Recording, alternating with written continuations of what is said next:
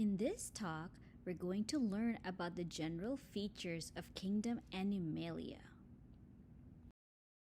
Invertebrates are organisms that belong to the domain of Eukarya and the kingdom of Animalia. All invertebrates are multicellular eukaryotic heterotrophs that have tissues but lack a vertebral column or a backbone. The group of invertebrates forms a paraphyletic group because it does not include animals known as vertebrates, even though vertebrates evolved from the same ancestor that the invertebrates evolved from. And hence there is no clade called as Invertebrata since it is a paraphyletic group. Scientists have determined that invertebrates evolved from protists. In fact, choanoflagellates are considered to be the closest relatives to animals, including invertebrates. It is thought that choanoflagellates, which are unicellular protists, aggregated together to eventually form the first invertebrate. In fact, sponges, which are considered to be as one of the earliest animals that evolved, show the presence of these specialized cells called choanocytes that are very similar to choanoflagellates. Invertebrates are grouped into different phyla based on their anatomical features as well as embryonic developmental patterns. There have been more than 35 phyla that have been identified, but most of the invertebrates can be grouped in around 10 phyla. Some of the most important phyla, which has many invertebrates, is listed, and it should be noted that the phylum of Chordata includes not only invertebrates but also vertebrate animals. Most of the animals on Earth show bilateral symmetry and hence are grouped in the clade Bilatria. Bilatrians can be divided into three different clades, which include Lophotrochozoa, Ecdysozoa, and Deuterostomia. Ecdysozoa is the clade that has the most number of species of bilatrians. Similar to Lophotrochozoans, animals that belong to the clade of Ecdysozoa are invertebrates that are protostomes. What is different among these animals is that they usually possess external skeletons that are also called as exoskeletons. These exoskeletons are usually made from polysaccharides like chitin. These exoskeletons do not grow as the body of the organism grows, and hence the organism is forced to shed or undergo a process called as molting, where it discards the exoskeleton. Molting is also called as ecdysis, by which the name Ecdysozoa originates.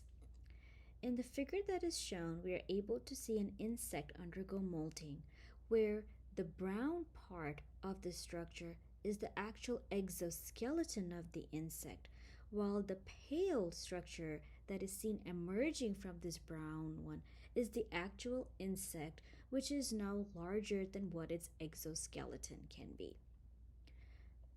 The organisms that belong to the phylum of Arthropoda and Nematoda come under the clade of Ecdysozoa. Let us now learn about certain features of the phylum Nematoda.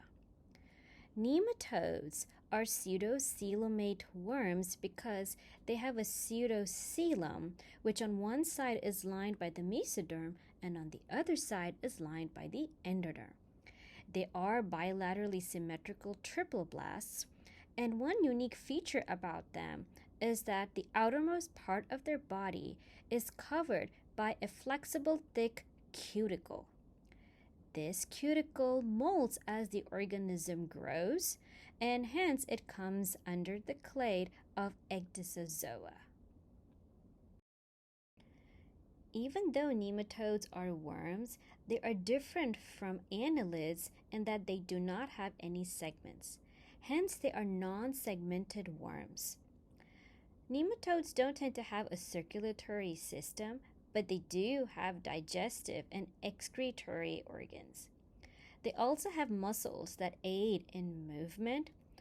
Some nematodes are hermaphrodites, wherein they have both male and female sexual organs or reproductive structures, but others can have different sexes as well.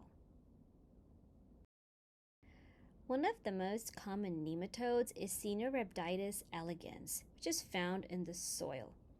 It has been very widely used as a model to understand different aspects of biological systems like development, reproduction, etc.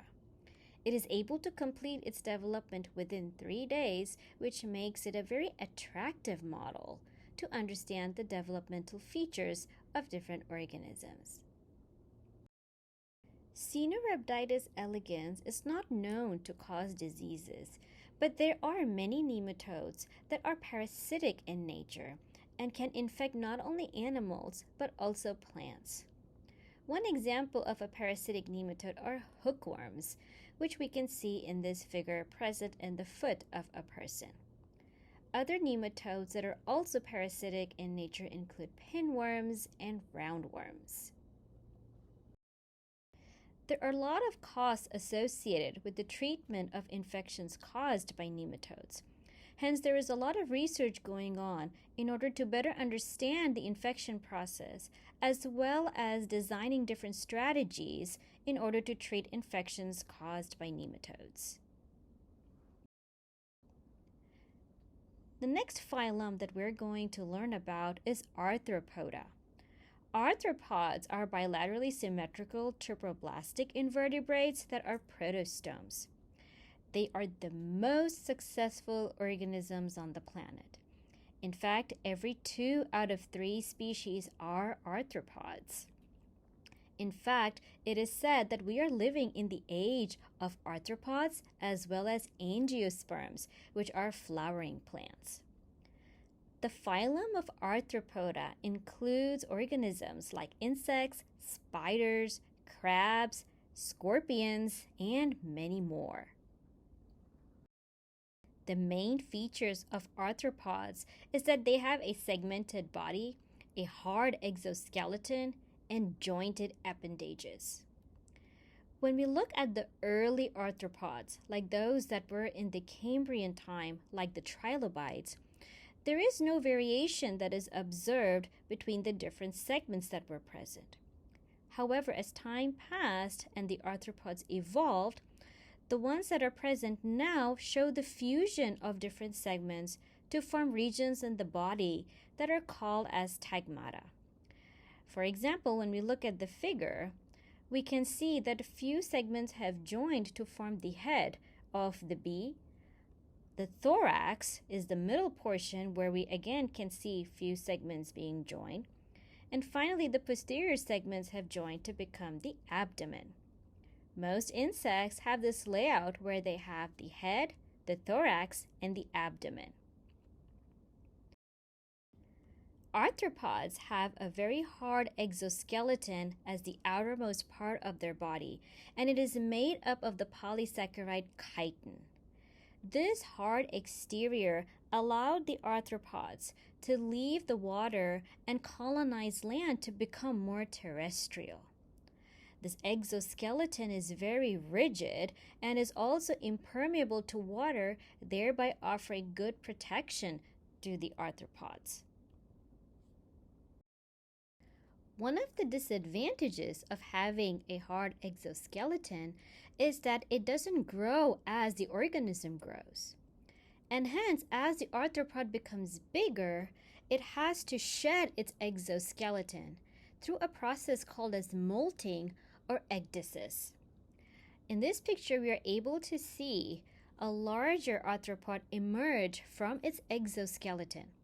During this process of molting, the arthropods have a softer exoskeleton that toughens up as they grow, And during this process, because they have a softer exoskeleton, they are more vulnerable to other types of predators. All arthropods have jointed appendages. In fact, the word arthropod means jointed feet. When we look at the limbs of arthropods, their limbs or their feet have different parts that are joined together to give rise to joints. The presence of joints in the appendages provides flexibility to these legs or limbs.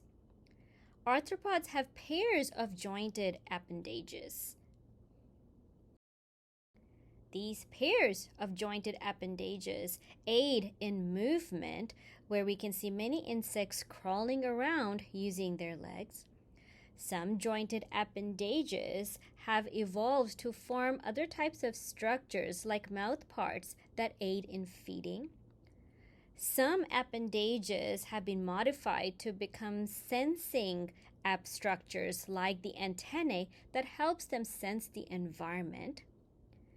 And then there are other types of jointed appendages that were modified to help in defense, as the pincers that we see in scorpions and crabs. The arthropod body has different systems, including sensory organs like eyes, olfactory receptors, and antennae. The antennae can be modified jointed appendages that aid the organism in sensing the environment. They also have circulatory and respiratory systems. They show the presence of a heart as well as tracheal tubes that help with respiration. Arthropods do have a digestive system which can be divided into many different parts. They have an excretory system in the form of the Malpighian tubules, as well as a nervous system. And finally, they do have reproductive systems, and there are many arthropods where the sexes are different. Based on molecular analyses as well as morphological data, arthropods can be divided into three main lineages, which are Chelicerata, Myriapoda, and Pancrustacea. The arthropods that belong to Chelicerata have claw-like appendages near their mouth that they use for feeding purposes. These feeding appendages are called chelicerae, which is why the group is called Chelicerata. It includes arthropods like spiders, which are arachnids, mites, scorpions, ticks, and other types of arthropods. Myriapoda include arthropods that have many legs, and there are usually 2 pairs per trunk segment. It includes organisms like millipedes and centipedes. The group of Pancrustacea includes the clades Crustacea and Hexapoda. Crustaceans are usually marine animals, and they are unique in that their head and thorax are fused to form a cephalothorax. Organisms that come under the clade of Crustacea include crabs, lobster, fleas, barnacles, shrimp, and other types of crustaceans. The clade of Hexapoda includes all insects and their relatives. These are largely terrestrial invertebrates and have many complex systems like a digestive system, a nervous system, excretory systems, circulatory systems, etc. Some insects can also fly because they have wings. There are more species than all other organisms in the clade of Hexapoda. It includes more than 30 orders, and some of them are Hymenoptera, where ants, wasps, and bees have been categorized. The order of Hemiptera includes bugs like stink bugs, assassin bug, bed bugs, and other type of true bugs. Coleoptera includes many insects that come under the group of beetles. Flies and mosquitoes, on the other hand, come in the order of Diptera. The beautiful butterflies and moths are categorized in the order of Lepidoptera, while grasshoppers and crickets come under the order of Orthoptera. With this, we come to the end of our talk, where we learned about different characteristics of invertebrates, as well as features of the clade Ecdysozoa. We learned about phylum that come under the clade of Ecdysozoa that include Nematoda and Arthropoda.